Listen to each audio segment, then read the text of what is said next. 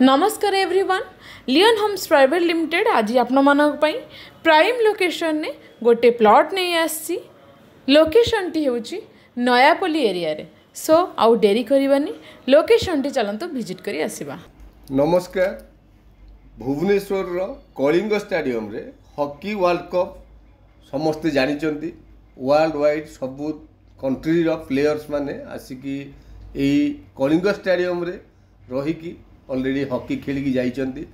That's why जो माने सब भुवनेश्वर आछंती जयदेव विहार डेफिनेटली जानिचंती हार्ट ऑफ भुवनेश्वर से जयदेव विहार छकरू आमे जाउचंती टुवर्ड्स बरमुंडा आडू को एंड लेफ्ट हैंड साइड रे रहउची कलिंग स्टेडियम। एई जयदेव विहार छकरू किछि बाट गला परे राइट हैंड साइड रे आपण माने देखंतु crown hotel and Siddharth hotel जोटा कि स्टार रेटिंग रो दीटी होटल एनएच को लागिक एठी अच्छी एंड बहुत एमिनिटीज ता भीतर अवेलेबल। दैट्स व्हाई समस्ते जानती crown hotel and Siddharth hotel.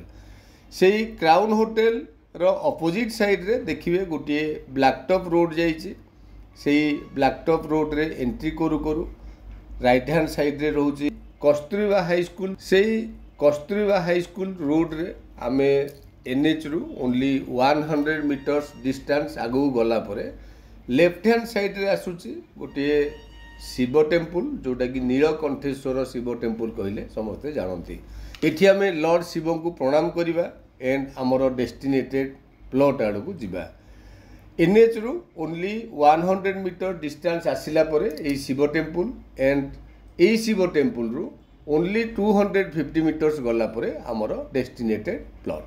देखंतु आमे एबे से डेस्टिनेटेड प्लॉट आगरे छिड़ा हिचंती भीतर को आपण टिके मार्क करंतु बहुत बड़ ओपन स्पेस आगरे एंड पछरे गोटिए सिंप्लेक्स। सो एई प्लॉट टिरो एरिया 4156 स्क्वायर फीट रो एंड सबुठ इंटरेस्टिंग हैला प्लॉट टी गोटिए कॉर्नर प्लॉट जेहेतु नयापल्ली एरिया रे एंड एनएच रु एते नियर आपण माने देखंतु डेवलपमेंट बहुत अधिक ऑलरेडी सबु प्लॉट रे कंस्ट्रक्शन वर्क कंप्लीट हो जाइछि। गोटे साइड मु एबे आपण मान को देखेली एंड ऑपोजिट साइड रे बा वेस्ट साइड रे आपण माने देखंतु एठी भी फ्रंटेज बहुत अधिक अछि। गोटे सिंप्लेक्स हमको दिसुछि सेही सिंप्लेक्स रो जोडी शेष सेही पर्यंत हमर प्लॉट टी शेष होइछि।